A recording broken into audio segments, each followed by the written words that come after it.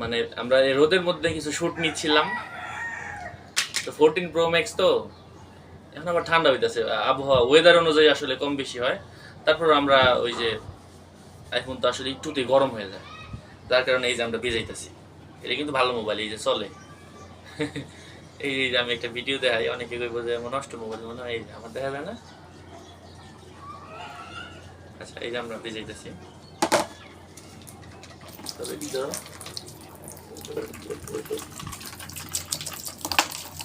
পুরো ফ্রেশ ঠান্ডা পানি মুহূর্তে